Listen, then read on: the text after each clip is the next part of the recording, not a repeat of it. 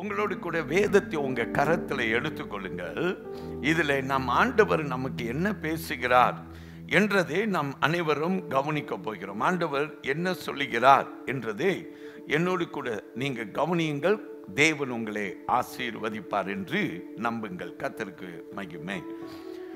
மத்தேயு 24ஆம் அதிகாரத்தின் 3வது வசனத்தை நான் அடிப்படை வசனமாய் எடுத்திருக்கிறேன். I have picked Matthew chapter 24 and verse 3. I will read in English and then followed by in Tamil. This was a discussion, a discourse between Jesus and his disciples. They were in Mount Olives. That is when Jesus was there alone with the disciples, that the disciples asked him a question. And there were 3 things in that question. இந்த சீஷர்கள் இயேசுவோடு ஒலிவ மலையில் இருந்தபோது, அவர்கள் தனித்திருந்த போது ஒரு கேள்வியை இயேசுவிடத்திலே கேட்டார்கள். அந்த கேள்விகள் 3 வகையிலே அடங்கி இருக்கிறது. இதை நாம் பார்க்க போகிறோம். என்னோடு கவனியுங்கள். Look at verse 3. Now as he sat on the Mount of Olives, the disciples came to him privately saying, "Tell us, when will these things be? And what will be the sign of your coming and of the end of the age?" There are 3 questions. Number 1, the question is, when will these things be? Number 2, what will be the sign of your coming? And number 3, what is the sign of the end of the age? நாம் கேட்போம். ஒலிவு மலையின் மேல் உட்கார்ந்திருக்கையில் சீசர்கள் அவரிடத்தில் தனிந்து வந்து, இவைகள் எப்பொழுது சம்பவிக்கும்? உம்முடைய வருகைக்கும் உலகத்தின் முடிவுக்கும் அடையாளம் என்ன? எங்களுக்கு சொல்ல வேண்டும் என்றார்கள். Praise the Lord.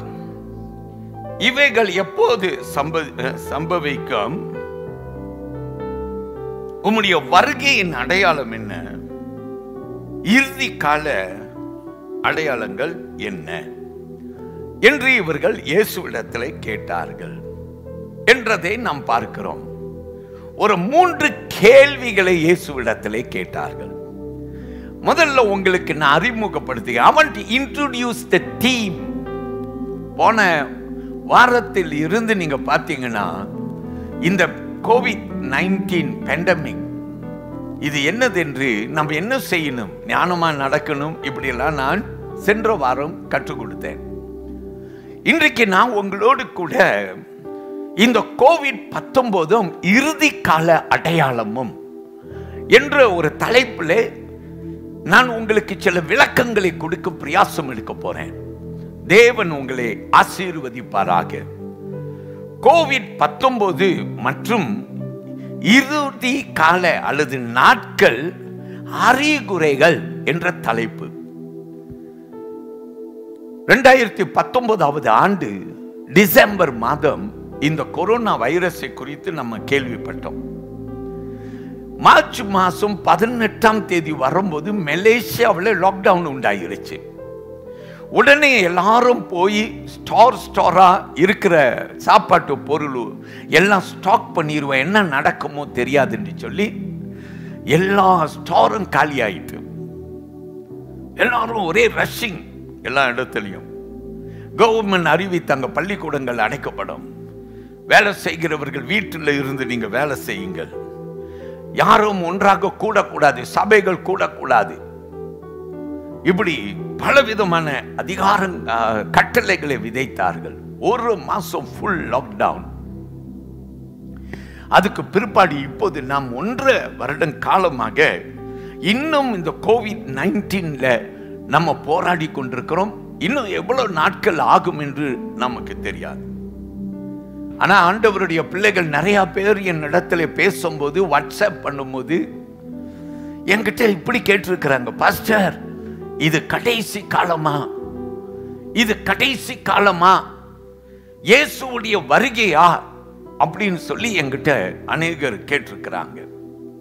அதை நான் யோசித்தபடியினாலே இந்த தெய்வ செய்தியை உங்களுக்கு நான் கொடுக்கிறேன். என்னை கேளுங்கள்.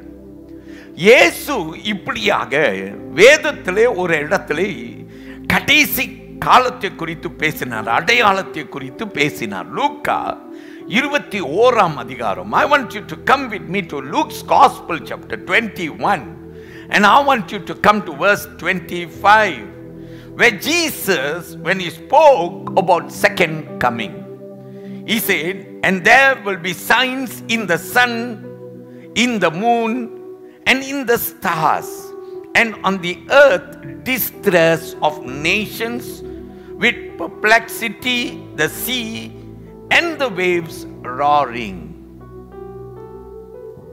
சூரியனும்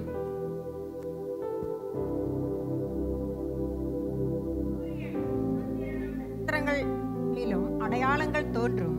பூமியில் மேலுள்ள ஜனங்களுக்கு தத்தளிப்பும் இடுக்கணும் உண்டாகும். சமுத்திரமும் அலைகளும் முழக்கமாயிருக்கும். Amen. கவனித்து பாருங்க. அங்க வேத வசனம் சொல்லுகிறது, இயேசு அடையாளத்தை சொல்லி அவர் சொல்லுகிறார், சூரியன், சந்திரன், நட்சத்திரம், பூமியில் அடையாளங்கள் தோன்றும். Praise the Lord. இந்த வலது கையை உயர்த்தி ஆண்டவரை மகிமைப்படுத்துங்க. அடையாளங்கள் தோன்றும். There will be signs. That's what Jesus said. Signs not only on the earth but also in the sun and in the moon. இயேசு ஒரு உதாரணத்தை கூறினார். This was an example of the coming of Jesus Christ. இயேசுவுடைய வருகைக்கு ஒரு அடையாளம் என்று கூறினார். Praise the Lord. என் கூட இன்னொரு வேத வசனத்தை நாம் எல்லாரும் எடுப்போம். மத்தேயு 16ஆம் அதிகாரத்துக்கு வந்தீங்கன்னா, அந்த 16வது அதிகாரத்தில் இயேசு அவர் பரிசேயர்களோடும் சதுசேயர்கள் கூட, இயேசுவுக்கும் இந்த பரிசேய கூட்டத்திற்கும் சதுசேய கூட்டத்துக்கும் ஆகாது. ஏன்னா இயேசு அடிக்கடி சொல்லுவார், மாயக்காரர்களே என்று கூறுவார். அப்ப இந்த வேத வசனத்திலே நீங்க கவனித்து பாருங்க, வசனம் என்ன சொல்லுகிறது? Look at the first 3 verses of Matthew's Gospel chapter 16. Then the Pharisees and Sadducees came and testing him asked that he would show them a sign from heaven. He answered and said to them, when it is evening, you say it will be fair weather, for the sky is red. And in the morning it will be foul weather today, for the sky is red and threatening. Hypocrites, you know how to discern the face of the sky, but you cannot discern the signs of the times. பரிசேயரும் சதுசேயரும் அவரை சோதிக்கும்படி அவரிடத்தில் வந்து, வானத்திலிருந்து ஒரு அடையாளத்தை தாங்களுக்கு காண்பிக்க வேண்டும் என்று கேட்டார்கள். அவர்களுக்கு அவர் பிரதியுத்தரமாக, அஸ்தமாகிற போது செவ்வானம் இட்டிருக்கிறது, அதனால் வெளிவாங்கும் என்று சொல்லுகிறீர்கள். உதயமாகிற போது செவ்வானமும் மந்தாரமுமாய் இருக்கிறது, அதனால் இன்றைக்கும் காற்றும் மழையும் உண்டாகும் என்று சொல்லுகிறீர்கள். மாயக்காரரே, வானத்தின் தோற்றத்தை நிதானிக்க உங்களுக்கு தெரியுமே, காலங்களை அடையாளங்கள் நிதானிக்க உங்களால் கூடாதா? இயேசுவை அவர்கள் பார்த்து சோதிக்கும்படி கேட்டார்கள். என்னத்தை கேட்டார்கள்? எங்களுக்கு ஒரு அடையாளம். எங்க இருந்து? வானத்திலிருந்து ஒரு அடையாளம் என்று கேட்டார்கள். இந்த பரிசேய கூட்டம், சதுசேய கூட்டம் கடைசி கால அடையாளங்களை விரும்பல. அவர்கள் இயேசுவை சோதிக்கும்படிக்கு கேட்டார்கள். அவர்கள் என்ன கேட்டார்கள் என்றால், எங்களுக்கு வானத்தில் இருந்து ஒரு அடையாளத்தை காட்டுங்கள். The Pharisees and the scribes were people who did not believe in the end time signs, but they asked Jesus for a sign from heaven. And verse 1 says that they asked him this question to test him. அவரை சோதிக்கும்படி இதை கேட்டார்கள். இயேசுவோ அவர்களை பார்த்து அவர்களிடத்தில் இதெல்லாம் உங்களுக்கு தெரியும் போது என்று சொல்லுகிறார். Jesus spoke to them and he said, when you know all these things, how come you are asking me this question? You hypocrites, மாயக்காரர்களே என்று இயேசு உரைக்கிறார். Praise the Lord. சரி, இது போட்டும். தேவன் நம்மை ஆசீர்வதிப்பாராக. வெளிப்படுத்தின மன்னிக்கணும், மத்தேயு 24வது அதிகாரத்துக்கு வந்தீங்கன்னா 24, 25வது அதிகாரத்தில் நாம் இரண்டாவது வருகையின் இயேசு அதன் அடையாளங்களை ஏராளமாய் பேசினார். அது என்னதென்று இன்றைக்கு நம்ம கவனிக்க முயற்சி செய்ய போறோம். நம்ம எங்க ஆரம்பித்தோங்க? 3வது வசனம். அந்த 3வது வசனத்திலே சீஷர்கள் ஒலிவ மலையிலே அவர்கள் இயேசுவோடு தனித்து இருக்கும்போது ஒரு 3 கேள்விகளை கேட்டார்கள். இந்த கேள்விகளுக்கு இயேசு பதில் கொடுத்தார். Praise the Lord. இயேசு பதில் கொடுத்தார். நம்ம ஆராதனை செய்கிற ஆண்டவர் பதில் கொடுக்கிற தேவன். வலது கையை உயர்த்தி ஆண்டவருக்கு நன்றி சொல்லுங்க. Our God is a God who answers our prayers, answers our questions. நீங்க யாராவது இருக்கிறீங்களா? நீங்க ஜெபம் பண்ணியும் ஜெபத்தை ஆண்டவர் கேட்கல. எவ்வளவோ நாளாயிருச்சு. ஒரு அம்மா என்னை 2 நாளைக்கு முன்னே எனக்கு ஒரு வாய்ஸ் மெசேஜ் கொடுத்தாங்க. இந்த அம்மா அடிக்கடி என்கிட்ட புலம்பி என்கிட்ட சொல்லுவாங்க, ஜெபம் பண்ணுங்க. அல்லேலூயா. இவங்க இன்னும் ரட்சிக்கப்படலை. அவங்க கிட்ட நான் அவ்வப்போது வாய்ப்பு கிடைக்கும் போது நான் ஜெபிப்பது உண்டு. அவங்களுக்காக நான் ஆண்டவர் சமூகத்தில் விண்ணப்பம் செய்வது, அவங்க குடும்பத்திற்காக விண்ணப்பம் செய்வது உண்டு. இந்த அம்மா எனக்கு வாய்ஸ் மெசேஜ் கொடுத்து சொன்னாங்க, என் பையனுக்கு கோவிட் ஆயிடுச்சு. ஏன் ஆண்டவர் என்னுடைய ஜெபத்தை கேட்கல? ஏன் ஆண்டவர் எங்களை இப்படி சோதிக்கிறார்? ஏன் என் பிரச்சனை தீரல, என் வியாதி தீரல? அல்லேலூயா. என் பையன் தான் என்னை தூக்குவான், என்னை இறக்குவான், எல்லாம் செய்வான். இப்போ அவனுக்கும் கோவிட் ஆயிட்டு நான் என்ன பண்ணுவேன்? அல்லேலூயா. ஆனா அருமையான ஆண்டவர் நாமம் மகிமை அடைய, ஒருவேளை நீங்க என்ன கேட்டுக்கொண்டிருக்க கூடும். நீங்க கேட்டுக்கொண்டிருப்பீங்கன்னா நான் உங்களுக்கு எல்லாருக்கும் சொல்ல விரும்புகிறது என்னென்றால், இயேசு நாம் ஆராதனை செய்கிற ஆண்டவர். கரங்களை உயர்த்தி கொள்ளுங்கள். அவர் ஜெபத்தை கேட்கும் தேவன். உன் ஜெபத்தை கேட்கிறார். அவர் கண்கள் பூமி எங்கும் லாவும் கண்கள். அவர் கண்கள் உன் மேல நோக்கமாய் இருப்பது உண்மைதான். அவர் உன்னை கைவிட மாட்டேன் என்று சொன்னது உண்மைதான். உன்னை திக்கற்றவர்களாய் விட மாட்டேன் என்று சொன்னார். அப்ப நான் ஏன் அவதிப்படுகிறேன் என்று நீ சொல்லலாம். ஆனால் ஆண்டவர் சொல்லுகிறேன், நான் உன்னை நேசிக்கிறேன். நீ உன் கஷ்டத்தின் வேலையில நான் உன்னோடு கூட இருக்கிறேன். நீ நல்லா கவனி. ஆண்டவர் ஒன்னும் செய்யலன்ட்டு நீ நினைக்கிறபடினாலே தான் அவர் ஒன்னும் செய்யாதது போல் உனக்கு தோன்றுகிறது. ஆனால் ஆண்டவரே, நீ என்னாரெல்லாம் செய்து கொண்டிருக்கிறீர் என்று நீ கவனிக்கும் போது அவர் செய்கிறது ஒவ்வொன்றும் உன் கண்ணில் தெரியும். அல்லேலூயா. சோ தேவனை மகிமைப்படுத்தணும். வருவோம் இந்த வேத வாக்கியத்திற்கு. இயேசு இந்த 3 கேள்விகளுக்கு பதில் கொடுத்தார். என்ன கேள்வி? அடையாளம். என்ன கேள்வி? அடையாளம். அவர்கள் அடையாளம் என்று கேட்டார்கள். எங்களுக்கு ஒரு அடையாளம் கொடும் என்று கேட்டார்கள். இதற்கு இயேசு பதில் கொடுத்தார். நீங்க பார்த்தீங்கன்னா, முதலாவது நான் 2வது கேள்வி நான் எடுக்கிறேன், 2வது 3வது எடுக்கிறேன். அந்த கேள்விகளை மட்டும் அந்த 3வது அதிகாரத்தில் அதுல பாதி பகுதியில் நான் வாசிக்கிறேன். அதை கேளுங்க. Look at the second and the third question.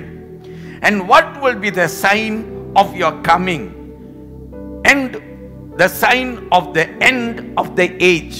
அதை வாசிங்க பார்க்கலாம். இவைகள் எப்பொழுது சம்பவிக்கும்? உம்முடைய வருகைக்கும் உலகத்தின் முடிவுக்கும் அடையாளம் என்ன? எங்களுக்கு சொல்ல வேண்டும். உம்முடைய வருகைக்கும் உலகத்தின் முடிவுக்கும் அடையாளம் என்ன? இவைகள் எப்போ சம்பவிக்கும்? அதன் அடையாளம் என்ன என்று இவர்கள் கேட்டார்கள். For that இவைகளுக்கு தான் இயேசு வசனம் 5 இருந்து 14வது வசனம் வரைக்கும் அந்த அடையாளங்களை ஒவ்வொன்றையே காட்டினார். நீங்க வேதத்திலே கவனியுங்க. அவர் 5வது வசனத்திலே சொன்னார், கள்ள போதகர்கள் எழும்புவார்கள் அல்லது கள்ள கிறிஸ்து எழும்புவான் என்று கூறுகிறார். Look at verse 5. For many will come in my name, saying, I am the Christ, and will deceive many. This was Jesus' answer to question number 2 and question number 3. அவர் சொன்னார், கள்ள கிறிஸ்து எழும்புவார்கள், நான் தான் கிறிஸ்து என்று சொல்லுவார்கள். அவ்வப்போது நம்ம கேள்விப்படுறோம், இப்படி எழும்புவார்கள் அப்படின்னு கேள்விப்படுறோம். Praise the Lord. 6வது வசனத்தை கவனிங்க. வசனம் சொல்லுகிறது, யுத்தங்களும் யுத்த பேச்சுகளும் நடக்கும். Wars and rumors of wars. These are the things that Jesus says. நல்லா கவனிங்க. அவ்வப்போது யுத்தம் நடக்குது. நாம் கேள்விப்படுறோம், இஸ்ரேலுக்கும் பாலஸ்தீனுக்கும் யுத்தம். நாம் கேள்விப்படுறோம், திடீரென்று எங்கேயாவது தேசங்களிலே யுத்தங்கள் ஆரம்பிக்குமோ என்ற ஒரு யோசனை, ஒரு அச்சம் நமக்கு இருக்குது. ஆரம்பிக்க கூடும். இப்படி பல காரியத்தை நம்ம கவனிக்கிறோம். நம்முடைய கண்கள் இஸ்ரேல் மேலேயே பாலஸ்தீன் மேலேயே நோக்கமா இருக்கு. அங்க தாண்டிக்கடி இப்படி யுத்தமும் யுத்த பேச்சும் நடந்துட்டு இருக்கு. Praise the Lord. So வேதம் சொல்லுது இப்படி நடக்கும் அப்படின்னு சொல்லுது. நல்லா கவனிங்க. உடனே நம்முடைய கேள்வி என்னதாகுதுன்னா, இயேசுவுடைய வருகைக்கு அடையாளம். ஆமென். நம்முடைய கேள்வி இயேசுவுடைய வருகைக்கு அடையாளம். ஆமென். நம்ம உடனே இப்படியாக புலம்புறோம். Praise the Lord சொல்லுவோம். அல்லேலூயா. அடுத்த கேள்வி கவனியுங்கள். 7ஆம் வசனம், பஞ்சங்களும் கொள்ளை நோய்களும் பூமி அதிர்ச்சியும். Look at the next verse 7. It says famine, pestilence, earthquakes. வேத வசனம் சொல்லுகிறது, these are the things that will happen. பஞ்சத்தை கேள்விப்படுறோம், கொள்ளை நோய்கள். இன்னைக்கு கோவிட் கொள்ளை நோய். அப்ப இந்த இடத்துல எங்க கோவிட் வந்து அடையாளங்களிலே நம்ம ஒப்பிட்டு பார்த்தா வசனம் நமக்கு 7வது வசனத்திலே கொள்ளை நோய் என்று சொல்லுகிறதே. கோவிட் வியாதியை இதோடு ஒப்பிட்டு நம்ம பார்க்கலாம். பஞ்சம் வரும், கொள்ளை நோய் வரும், வந்துவிட்டது, மற்றும் பூமி அதிர்ச்சி என்று வேதம் சொல்லுது. தொடர்ந்து கவனித்து பாருங்க. 9வது வசனத்தை நீங்க பார்த்தீங்கன்னாக்கா, ஆண்டவருடைய பிள்ளைகள் நியாய தீர்ப்பில் நிறுத்தப்படுவார்கள், அங்க துன்புறுத்தல் உண்டாகும்.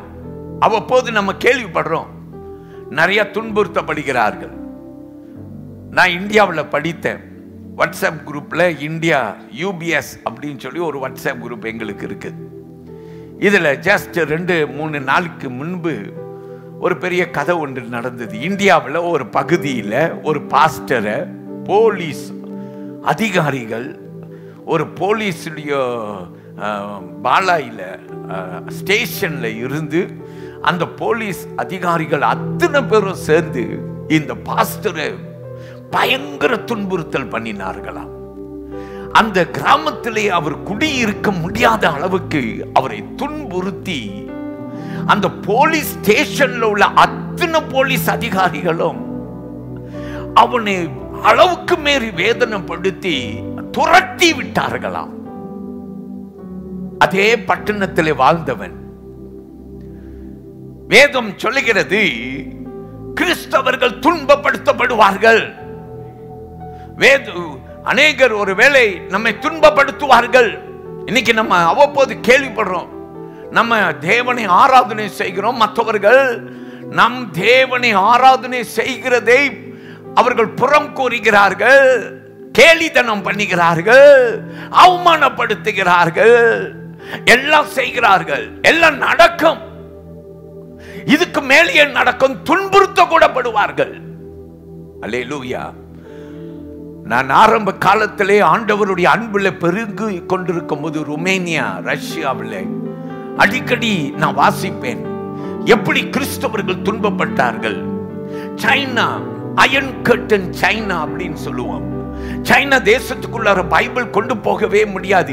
எப்படி வேதத்தை அந்த தேசத்துக்குள்ளார கொண்டு போய் இமிகிரேஷனை தப்ப ஆண்டவர் இமிகிரேஷன் ஆபீசர்ஸ் கண்களை எப்படி மூடி வேதங்கள் சைனா தேசத்துக்குள்ளார போனது என்று சொல்லி சாட்சிகள் எல்லாம் கேட்கும் போது கரங்களை உயர்த்தி ஆண்டவரை மகிமைப்படுத்துங்கள். அப்ப நம்ம நினைக்கிறோம் இறுதி காலமாய் வந்துட்டோமா? Price the Lord. தொடர்ந்து வேத வசனத்தை கவனிங்க. 10வது வசனம் சொல்லுகிறது, சகோதரர்களுக்குள்ளார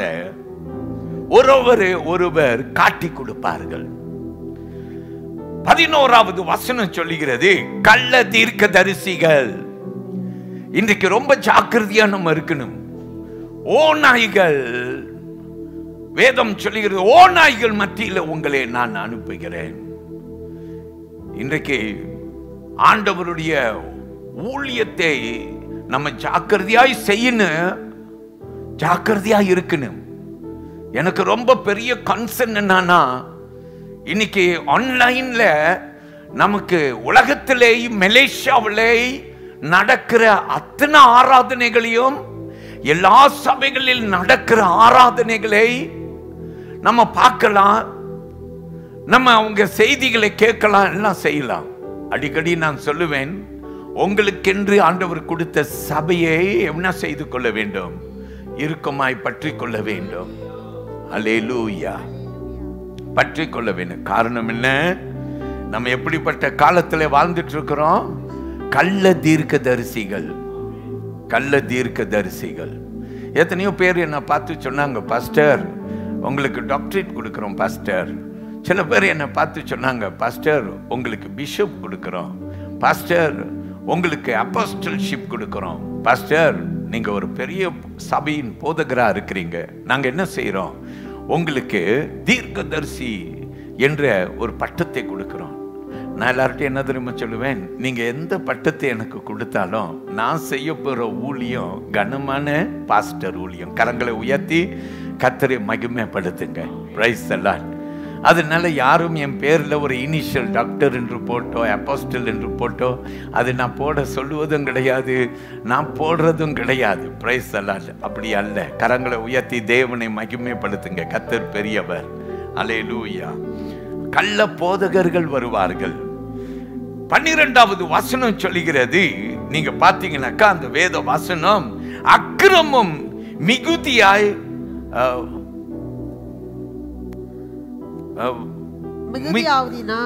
மிகுதியாவதினால். ஆமீன். Very good. அக்கிரமங்கள் மிகுதியாவதினால் அதிகரித்து போகுமா அக்கிரமம். அப்ப இன்னைக்கு எல்லாவற்றையும் இந்த வசனம் 5-14 வரைக்கும் வச்சு இன்னைக்கு உலகத்துல எப்படி இருக்கிறோம், எந்த சூழ்நிலையில இருக்கிறோம், இவைகள் எல்லாவற்றையும் பார்க்கும்போது நம்ம மனசு சொல்லுது, நம்ம எங்க இருக்கிறோம்? கடைசி காலத்தில் இருக்கிறோம். Praise the Lord. கடைசி காலத்தில் இருக்கிறோம். Yes, very good. நம்ம எங்க இருக்கிறோம்? கடைசி காலத்துல. எல்லாரும் கரங்களை உயர்த்தி சொல்லுங்க, எங்க இருக்கிறோம்? கடைசி காலத்துல. நீங்க 1வது வசனம், அதாவது 3வது வசனத்தை கவனிங்க. 1வது கேள்வி, அவர்கள் என்ன கேட்டார்கள்? ஒலிவ மலையில் இயேசுவோடு சீஷர்கள் இருந்தபோது கேட்ட கேள்வி, முதல் கேள்வி என்ன? இவைகள் எல்லாம் எப்போது சம்பவிக்கும்? Praise the Lord. இவைகள் எல்லாம் எப்போது சம்பவிக்கும்? இயேசு கிட்ட கேட்டாங்க. அதுக்கு விளக்கம் நான் பார்க்கும்போது வசனம் 33. Look at the first question. Verse 3, they asked Jesus, when will all these things take place? For that Jesus' answer was in verse 33. He said, so you also, when you see all these things, know that it is near at the very doors. Praise the Lord. கேட்போம். அப்படியே இவையெல்லாம் நீங்கள் காணும்போது அவர் சமீபமாய் வாசல் அருகே வந்திருக்கிறார் என்று அறியுங்கள். Praise the Lord. சொல்லுவோம் அல்லேலூயா. இவைகள் எல்லாம் சம்பவிக்கும் போது அவர் சமீபமாய் வாசல் அண்டை வந்திருக்கிறார் என்று அறிந்து கொள்ளுங்கள்.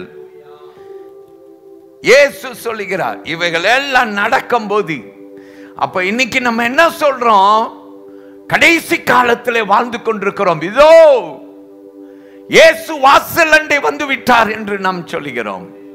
Praise the Lord. கரங்களை உயர்த்தி கர்த்தரை மகிமைப்படுத்துங்கள். அல்லேலூயா. சொன்ன ஆண்டவர் நம்மை ஆசீர்வதிப்பார்கள். இந்த காலத்திலே வாழ்கிறவர்கள் கண்டிப்பாக அவருடைய வருகையை எதிர்நோக்கி கொண்டிருக்கலாம். நீங்களும் நானும் அவருடைய வருகை எப்போதும் இருக்கலாம் என்று எதிர்நோக்கி கொண்டிருக்கலாம். நாம் சொல்லுவோம் அல்லேலூயா. ஆனா இன்னும் ஒரு வசனத்தை நாம் இந்த வேத வாக்கியத்திலே கண்டோம் பாருங்க. இதையும் நான் உங்களுக்கு கொஞ்சம் விளக்காமல் இருந்தால் கஷ்டம். வசனம் 8 கவனிங்க. Look at verse 8. I should also explain this because Jesus says in verse 8, all these are the beginning of birth pain or sorrows. இவைகள் எல்லாம் வேதனைகளுக்கு ஆரம்பம். இவைகள் எல்லாம் வேதனைகளுக்கு ஆரம்பம். அப்ப இங்க ஒரு சின்ன ஒரு காரியம் இருக்குது. அதாவது நம்ம என்ன தெரியுமா சொல்லுவோம்? நான் இப்போதான் நம்ம ஸ்பார்ட்ஸ் ஆக்டிவிட்டிஸ் போக முடியல. இல்லாட்டின்னா திங்கட்கிழமை தோறும் ஸ்பார்ட்ஸ் என்று நம்ம பசங்க சில பேர் சர்ச் பசங்க சேர்ந்து பேட்மிண்டன் விளையாடுவோம். இந்த பேட்மிண்டன் விளையாடும் போது என்ன செய்வோம்? கொஞ்சோண்டு நம்ம எக்ஸசைஸ் செய்வோம். கொஞ்சம் நடப்போம் அல்லது கொஞ்சம் ரன் பண்ணுவோம். கை கால எக்ஸசைஸ் எடுப்போம், உதறுவோம், பம்பிங் பண்ணுவோம். இதெல்லாம் என்னன்னு தெரியுமா சொல்லுவாங்க? வார்மிங் அப் அப்படின்னு சொல்லுவாங்க. வார்மிங் அப். நம்ம என்ன செய்யறோம்? எடுத்த உடனே கேம் விளையாடாம நம்ம ஆயத்தப்படுறோம். கேம் விளையாடுறதுக்கு உடம்பை ஆயத்தப்படுத்துறோம். கை காலில் உதறி கொஞ்சம் வேர்க்க ஆரம்பித்த பிற்பாடு, கை காலில் நல்லா கொஞ்சம் லூசன் ஆன பிற்பாடு, மெதுவான பிற்பாடு நம்ம என்ன செய்கிறோம்? விளையாட ஆரம்பிக்கிறோம். அப்ப பிரைஸ் தி லார்ட். ஆண்டவர் இயேசு நமக்கு இவைகள் எல்லாம் நடக்கும்போது அங்க வசனத்தை திரும்பி கேட்போம். and these are the beginning of birth pain அப்படின்னு சொல்லு வசனம் சொல்லுது. இவைகள் எல்லாம் வேதனைகளுக்கு ஆரம்பம். வேதனைகளுக்கு ஆரம்பம். இன்னொரு ஆங்கில மொழியில சொல்லுது birth pain அப்படின்னு சொல்லுது. ஒரு கர்ப்பஸ்ரீ அதை எடுத்துக்கொள்வோம்.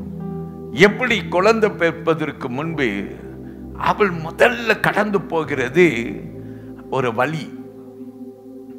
இது கர்ப்ப வலி என்று சொல்லுவாங்க.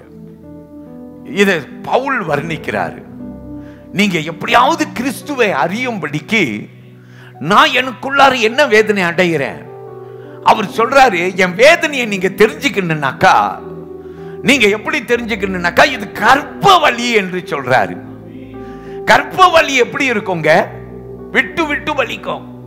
வலி வரும், அப்புறம் வலி போயிடும், அப்புறம் திரும்பி வரும், அப்படியே வரும். ஒரு டைம் வரும்போது குழந்தை பெற ஆயத்தமாய் விட்டாள். அப்ப பவுல் சொல்றாரு, நான் எனக்குள்ளார என்ன படுறேன்னா கர்ப்ப வேதனை படுறேன் அப்படின்னு சொல்றாரு. அப்படி இந்த வலி என்னை விட மாட்டேன்டுது, என்னை வாட்டி கொண்டிருக்குது என்று சொல்றார். இயேசு இங்க சொல்றார், இவைகளெல்லாம் நடக்கும் போது praise the Lord, இது birth pain அப்படின்னு சொல்ற. அப்படின்னா இப்பதான் வலி கொஞ்சம் கொஞ்சமா எடுக்குதுங்க. கொஞ்சம் கொஞ்சமா வலி நமக்கு இப்ப தெரியுது. COVID-19 வந்த பிற்பாடு நமக்கு வலி தெரியுது இல்ல? நமக்கு வலி தெரியுது. நம்ம பிகின் ஃபீல் பண்ண ஆரம்பிக்கிறோம். என் குடும்பத்தில் 2 மரணம், சபையில ஒரு மரணம். என்னால சகிக்கவே முடியல, என்னால நம்பவும் முடியல, என்னால ஏற்றுக்கொள்ளவும் முடியல.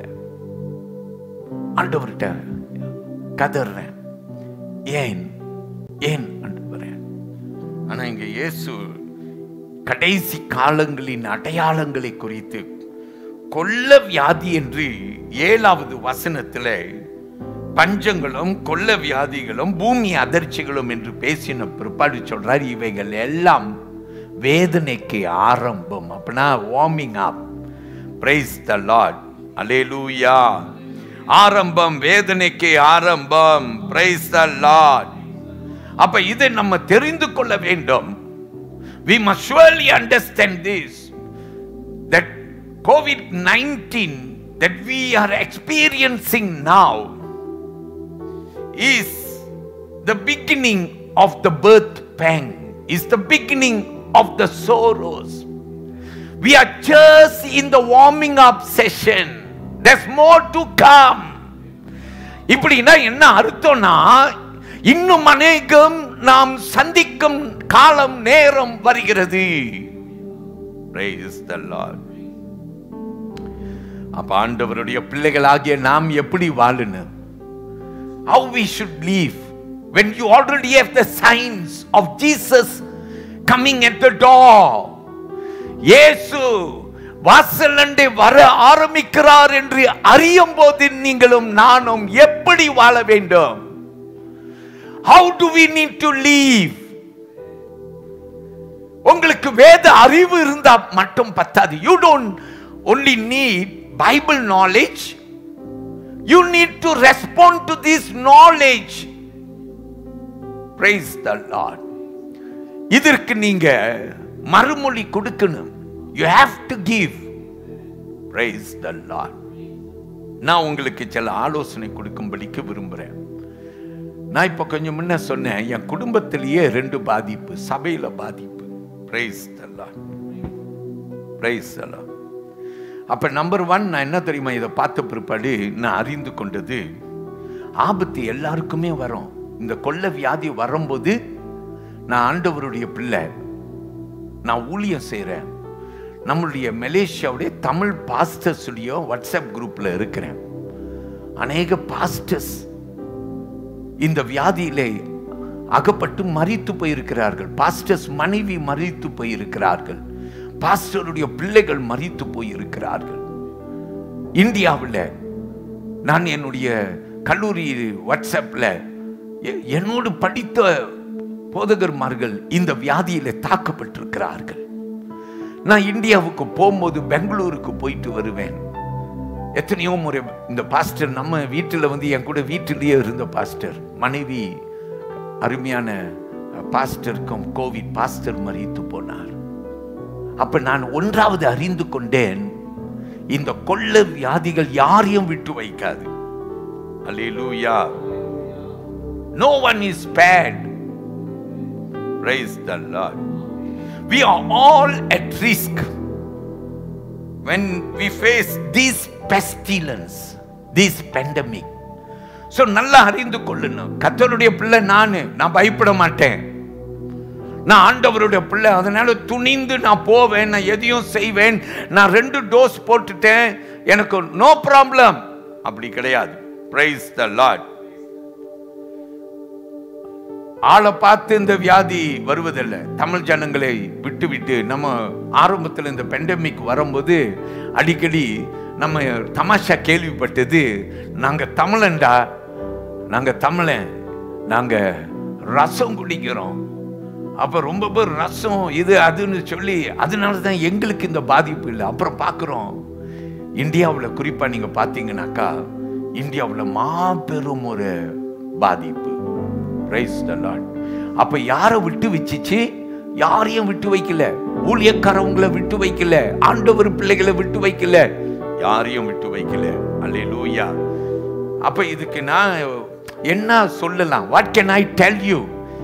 If this pandemic had affected all of us, anyone, whether it is God's children, whether it is just ordinary people, it has affected everybody. Race, color doesn't matter, but it has affected everyone equally. So what's the lesson that we have to learn from here? இதிலே நாம் என்ன கற்றுக்கொள்ள வேண்டும்? நான் ஒன்று யோசித்தேன். நான் அடிக்கடி எல்லாருக்கும் சொல்வேன், நம்மை தாழ்த்த வேண்டும் என்று சொல்வேன். We must humble ourselves. God's children, you and I must humble ourselves. நம்ம கொம்ப உயர்த்த கூடாது. Do not exalt your own.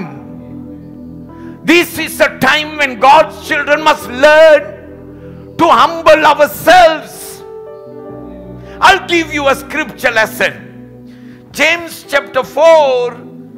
I want to read verse 6. James chapter 4. யாக்கோபு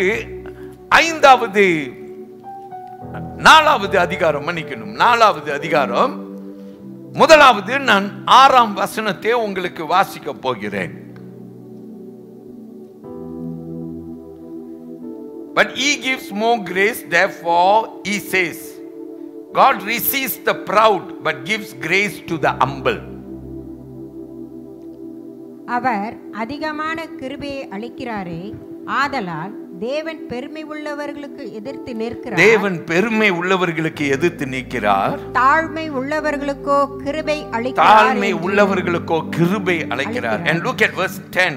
10வது வசனம். Humble yourselves in the sight of the Lord and he will lift you up. கர்த்தருக்கு முன்பாக தாழ்மைப்படுங்கள், அப்பொழுது அவர் உங்களை உயர்த்துவார். Praise the Lord. கரங்களை உயர்த்தி நம்பர் 1 நம்ம என்ன கற்றுக்கொள்ளணும்னா, நாம் நம்மை தாழ்த்தினி. ஏன்னா இந்த ஆபத்து எல்லாரும் வாசலிலும் வரும். இந்த ஆபத்து நம்ம எல்லாரையும் பாதிக்கும். அதனால நம்மை நாம் தாழ்த்த கற்றுக்கொள்ள வேண்டும். We must humble ourselves before God. Number 2, I want to tell you, இந்த வாழ்க்கை நான் அடிக்கடி சொல்லுவோம், ஒரே தரம் தான் அப்படின்னு சொல்லுவேன். சில பேர் சொல்லுவாங்க மறுவாழ்வு அப்படின்னு சொல்லுவாங்க. கிறிஸ்தவ நம்பிக்கையை பொறுத்த அளவில் மறுவாழ்வு என்றது இந்த பூமியில அவதாரம் எடுப்பது என்ற மறுவாழ்வு கிடையாது. மறுவாழ்வு எங்கன்னா பரலோகம் தான். நித்தியமாய் நம்மை உண்டாக்கின பரம பிதாவோடு நாம் இருப்போம் என்று வேதம் சொல்கிறது. இதுதான் கிறிஸ்தவர்களுடைய நம்பிக்கை. Praise the Lord. So I want to tell you, this life on earth is not permanent. இந்த கோவிட் மூலமாய் நாம் கற்றுக்கொள்கிறது 2வது பாடம், இந்த பூமியின் வாழ்க்கை அநித்தியமானது. எபிரேயர் புத்தகத்தை எடுங்கள், 13வது அதிகாரத்தை நான் சுட்டி காட்டுகிறேன். Come with me to the book of Hebrews and I want you to come to chapter 13 and I will read verse 14. For it says like this, for here we have no continuing city, but we seek the one to come. நிலையான நகரம் நமக்கு இங்கு இல்லை, வரப்போகிறதை நாடி தேடுகிறோம். Praise the Lord. கரங்களை உயர்த்தி சொல்லுவோம். ஆமென். நிலைவரமான உலகம் நமக்கு இங்க இல்லை. This is not permanent. COVID-19 should teach us to humble ourselves. COVID-19 is telling us that life here is not permanent. Praise the Lord. சொல்லுவோம். Hallelujah. இதை நிறைய பார்க்கலாம். We can compare scripture verses and we can learn quite a lot. நிறைய கற்றுக்கொள்ளலாம். ஆனா நீதிமொழிகள்ல 27ஆம் அதிகாரத்தை கவனிங்க. Come with me to Proverbs chapter 27 and the first verse. Proverbs 27 and first verse. முதலாவது வசனம். Do not boast about tomorrow, for you do not know what a day may bring forth. நாளைய தினத்தை குறித்து பெருமை பாராட்டாதே, ஒரு நாள் பிறப்பிப்பதை அறியாயே. ஆமென். நாளைய தினத்தை ஃபாதர் பக்மன்சம் ஒரு பாடல் பாடினாது இல்லையா? கவலைப்படாது. Price the Lord. ஏன்னா அது நமக்கு நிச்சயம் அல்ல. ஓகே, இது 2வது. 3வது, நான் அந்த கோவிட் வியாதியை எண்ணும்போது நான் கற்றுக்கொண்டது எச்சரிப்பு. நம் ஆண்டவர் எச்சரிக்கிற ஒரு சத்தம். It is a warning. COVID-19 is a warning for us to trust not the world but to trust God. நாம் இந்த உலகத்தை அல்ல, ஆனால் நம்மை உண்டாக்கினவரை நாம் விசுவாசிக்க. Praise the Lord. Hallelujah. நான் வேதத்திலே ஒரு வசனத்தை கண்டேன். எரேமியா புத்தகத்தை எடுத்துக்கங்க. I want you to come to Jeremiah chapter 17 and I want you to come to verse 7. It reads like this: Blessed is the man who trusts in the Lord and whose hope is in the Lord.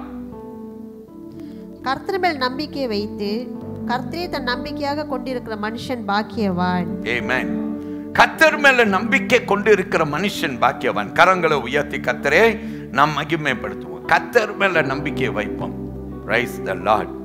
So let's remember that COVID-19 is a warning for us, a forewarning of what is to come. So இதை அறிந்து நம்ம என்ன செய்வோம்? ஜாக்கிரதையாய் நாம் வாழ கற்றுக்கொள்வோம். Amen. நாலாவது நான் ஒரு காரியத்தை சொல்லும்படிக்கு நான் விரும்புகிறேன். தேவனுடைய கிருபை நமக்கு போதுங்க. அவருடைய கிருபை நமக்கு போதும். 2 கொரிந்தியர் புத்தகத்தை எடுத்தீங்கன்னாக்கா, I want you to come with me to 2 Corinthians, alright? 2 கொரிந்தியர் 12வது அதிகாரத்தில் வசனம் 9. If you will come to 2 Corinthians chapter 12 and verse 9, it says, And he said to me, My grace is sufficient for you, for my strength is made perfect in weakness. Therefore, most gladly, I will rather boast in my infirmities, that the power of Christ may rest upon me. Amen. அதற்கு அவர், என் கிருபை உனக்கு போதும், பலவீனத்திலே என் பலம் பரிபூர்ணமாய் விளங்கும் என்றார். ஆகையால் கிறிஸ்துவின் வல்லமை என் மேல் தங்கும்படி என் பலவீனங்களை குறித்து நான் மிகவும் சந்தோஷமாய் மேன்மை பாராட்டுவேன். ஆமென். வேதம் சொல்கிறது, என் கிருபை உனக்கு என்னதுங்க போதும். My grace is sufficient for you. இதை நாம் நாலாவதா கற்றுக்கொள்கிறோம். His grace is sufficient. Praise the Lord. மறுபடியும் ஒரு சின்ன கண்ணோட்டம் விடுவோமா? நாம் எல்லாரும் பாதிக்கப்பட்டிருக்கிறோம் என்றது நம்பர் 1. நம்பர் 2, இந்த பூமியின் வாழ்க்கை அநித்தியமானது. நம்பர் 3, இந்த கோவிட் ஒரு எச்சரிப்பு. நம்பர் 4, தேவ கிருபை ஒன்று நமக்கு இப்போ போதும். அவரை பற்றிக் கொள்ளுங்கள். அவரை பற்றிக் கொள்கிறவர்கள் பாக்கியவான். கடைசியாய் நம்பர் 5 நான் சொல்லும்படிக்கு விரும்புகிறேன். ரட்சிப்பு இல்லாதவர்கள் தயவு செய்து, இன்னும் ரட்சிப்பு நிச்சயம் இல்லை. ஒருவேளை நீங்க கேட்கறீங்க, பாஸ்டர் ஏன் வேஸ்ட் டைம் பண்றாரு, நேரா பிரசங்கத்துக்கு போயிருக்கலாமே, ஏன் பாஸ்டர் ஆரம்பத்தில் ரட்சிப்பை குறித்து பேசி ஒரு ஜபம் பண்ணி இன்னும் ரட்சிப்பு பெறலையான்னு சொல்லி இத்தனை பேர் கேட்கிற இடத்துல ஒரே ஒரு நபர் ரட்சிப்பை பெறாம இருக்கலாம். அந்த ஒரு நபருக்காக இவர் இவ்வளவு டைம் எடுக்கிறாரு, நீ யோசிக்கலாம். வேதம் சொல்லுது, ஒரு ஆட்டுக்குட்டியை தேடி சென்று ஆண்டவர் நம்முடைய தேவன்.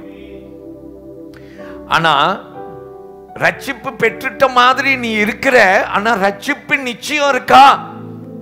நான் ஆரம்பித்தது போல உன்னோடு கூட முடிக்கும்படிக்கு விரும்புகிறேன். உனக்கு ரட்சிப்பின் நிச்சயம் இருக்கிறதா? Do you have the assurance of salvation? I want you to come with me to 2 Corinthians chapter 6. I want you to look at verses 2, 3 and 4.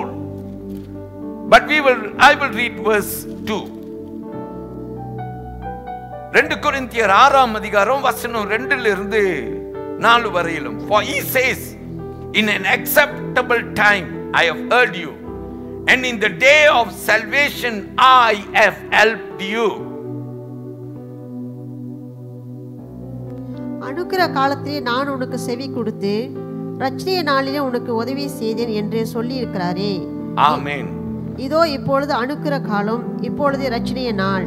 இப்போதே அனுக்கிரக காலம், இப்போதே ரட்சிப்பின் நாள். Today is the day of salvation. I want to tell you, people of God, if you have been brushing away each time when we talk about salvation, you have put it aside, you didn't want to give a ear to it, I want to tell you, you are at risk. I want you to make salvation your priority in your life. உங்க வாழ்க்கையில ரட்சிப்பை முதல் 1வது காரியமாய், உங்க வீட்டில் எல்லாரும் ரட்சிக்கப்பட்டாங்களா? உங்க பிள்ளைங்க ரட்சிக்கப்பட்டாங்களா? உங்க கணவர் ரட்சிக்கப்பட்டுட்டாரா? மனைவி ரட்சிக்கப்பட்டாங்களா? உங்களுடைய வீட்டார் சகோதர சகோதரிகள் ரட்சிக்கப்பட்டுட்டாங்களா? யோசித்து பாருங்க. If not pray for them, talk to them. Tell them that we are living in end times. இறுதி காலத்திலே வாழ்ந்து கொண்டிருக்கிறோம் என்று சொல்லுங்கள். அல்லேலூயா. டாக்டரை போய் பார்த்தா, டாக்டர்கிட்ட போய் என்ன சொல்றோம்? டாக்டர், எனக்கு இப்படி வியாதியா இருக்கு, உங்க கரத்துல அல்லது உங்ககிட்ட நான் வந்திருக்கிறேன். அப்ப டாக்டர்கிட்ட நமக்கு ஒரு சின்ன நம்பிக்கை வருது. என்ன நம்பிக்கை? அவர் எப்படியும் என்ன சுகப்படுத்திடுவார். நம்ம சொல்லுவோம், இவர் என்ன டாக்டருங்க? கைராசி டாக்டர். அவர்கிட்ட நம்ம போய் சொன்னா அந்த வியாதிக்கு அவர் கொடுத்த மருந்து நல்லாயிரும் அப்படின்னு சொல்லுவோம். யார் கையில போய் நம்ம ஒப்பு கொடுக்கிறோம்? ஒரு டாக்டருடைய கையில போய் நம்ம ஒப்பு கொடுக்கிறோம். ஒரு கேஸ்ல அகப்பட்டுட்டோம், லாயரை போய் பார்க்கிறோம். லாயர்கிட்ட போய் எல்லாத்தையும் சொல்றோம். லாயர்கிட்ட சொல்றோம், உங்களை நான் அப்பாயிண்ட் பண்ண போறேன். எதுக்கு அப்பாயிண்ட் பண்ண போறேன்? இந்த கேஸை எனக்காக வழக்காடி எனக்கு நல்லா தெரியும். உங்களுக்கு ஒரு பெரிய பேர் இருக்கு. என்ன பேர்? இவர்கிட்ட போனா இவரு எப்படியாவது இந்த வழக்கை ஜெயித்து தருவார். அந்த நம்பிக்கையோடு வந்திருக்கிறேன். ஐயா, உங்க கையில நான் கொடுக்கிறேன். அல்லேலூயா. நம்ம பேங்க் போறோம். பேங்க் போய் என்ன செய்யறோம்? பேங்க்ல போய் நம்முடைய பணத்தை கொண்டு போய் அந்த ஆபீசர் கையில கொடுக்கிறோம். கொடுத்து சொல்றோம், இது என்னுடைய கணக்குல நீ போடுன்னு. நமக்கு அந்த பேங்க் மேல ரொம்ப நம்பிக்கை. இந்த பேங்க்ல கொடுத்தா என் பணம் சரியா ரைட்டா இருக்க வேண்டிய இடத்துல இருக்கும். அல்லேலூயா. ஆனா எப்பயாவது யோசிச்சிருக்கியா? உன்னுடைய லைஃப இயேசு கிட்ட கொடுக்கணும்னு நீ யோசிச்சிருக்கிறியா? Just as how you know how to give yourself to the doctor, to the lawyer, to the banker in the bank, knowing that you will be in safe hands, your things will be in safe hands. Have you ever thought about giving yourself, giving your family in the hands of Jesus, knowing that you will be in good hands? யோசித்திருக்கிறோமா? கர்த்தர் உன்னை அதிகமாய் நேசிக்கிறார். அல்லேலூயா. TL மூடிய குறித்து நான் அடிக்கடி பேசுவது உண்டு. இந்த டிஎல் மூடி கிட்ட ஒருவன் ஒரு முறை வந்தான். அவன் வந்து சொன்னான், நான் ஆண்டவர்கிட்ட மன்னிப்பு கேட்டிருக்கிறேன், நிறைய வாட்டி மன்னிப்பு கேட்டிருக்கிறேன், ஆனா எனக்கு ஒரு நிச்சயம் இல்லையே, நான் ரட்சிக்கப்பட்டிருக்கிறேன்ற ஒரு நிச்சயம் எனக்கு இல்லையே அப்படின்ட்டு டிஎல் மூடி கிட்ட போய் பரிதாபமாய் நின்று கொண்டிருக்கிறான். ஐயா, நான் ரட்சிக்கப்பட்டுட்டேனா எனக்கு தெரியல. அல்லேலூயா. ஏன்னா என் உணர்ச்சி எனக்குள்ள என்ன வாட்டிட்டு இருக்கு. ரட்சிக்கப்பட்டியா தெரியலையே, ரட்சிக்கப்பட்டுட்டியா தெரியலையே அப்படின்னு எனக்குள்ள வாட்டிட்டு இருக்கு. அப்ப டிஎல் மூடி அவனை பார்த்தாராம். அவனை பார்த்துட்டு அவங்கிட்ட சொன்னாராம், நோவா கதை தெரியுமா அப்படின்னு கேட்டாராம். அவன் தலையை ஆட்டினான். தெரியும். நோவா பேழைக்குள்ளார போய் ஆண்டவர் கதவை அடைத்தார், தெரியுமான்னு கேட்டான். அவன் தெரியும் என்று சொன்னான். Praise the Lord. Hallelujah. Noah அந்த படகுக்குள்ளார பேழைக்குள்ளார அவன் பூந்த பிற்பாடு அவனுடைய உணர்ச்சி அவனை காப்பாத்தினதா அல்லது அந்த படகு அவனை காப்பாத்தினதா அப்படின்னு சொல்லி நோவா கிட்ட ஒரு கேள்வி கேட்டார். இவன் தலையை கொஞ்ச நேரம் கீழே போட்டான். கொஞ்ச நேரம் தலையை கீழே போட்டுட்டு அப்பதான் அவனுடைய மனசுல திடீர்னு தோண்டுது, உணர்ச்சி இல்ல, யார் கைக்குள்ள இருக்கிறோம் அதான் முக்கியம். கரங்களை உயர்த்தி கர்த்தரை மகிமைப்படுத்து. நிறைய நேரத்துல உன் உணர்ச்சி உன்னை ஏமாத்தும். உன் உணர்ச்சி சொல்லும் நீ இன்னும் ரட்சிக்கப்படலன்னு சொல்லும். இப்ப கொஞ்சம் முன்ன கூட ஆராதனை ஆரம்பிக்கிறதுக்கு முன்ன ரட்சிப்புல உன்னை நடத்தின, நீ பாவ அறிக்கை செஞ்ச, ஆண்டவர்கிட்ட உன்னை ஒப்பு கொடுத்த, அவரை வரவேற்ற, எல்லாம் செஞ்சிட்ட. ஆனா உனக்கு நிச்சயம் இல்ல. உன் உணர்ச்சி உன்னை ஏமாத்தும். ஆனா நோவாவுடைய உணர்ச்சி அவனை ஏமாத்தல, அந்த அவனை காப்பாத்தல. அந்த பேழைக்குள்ளார போனபடினாலே அவன் காப்பாற்றப்பட்டான். இன்னைக்கு நீ இயேசு கிட்ட பேழையாய் இருக்கிற இயேசு கிட்ட ஒன்ன ஒப்பு கொடுத்துட்டேன்னா நீ கவலையே பட வேண்டாம். You don't have to worry. இந்த கோவிட்ல பற்றி நான் பைபிளில் கொஞ்சம் கற்றுக்கொண்டேன். எனக்கு ரொம்ப சந்தோஷம் பாஸ்டர். தேங்க்யூ சொன்னால் பத்தாது. I don't want you to say thank you, Pastor, but I want you to say that you want to give your life to Jesus. You are safe in His hands. நாம் எல்லாரும் எழுந்து நிற்போம். தேவன் நம்மை ஆசீர்வதிப்பாராக.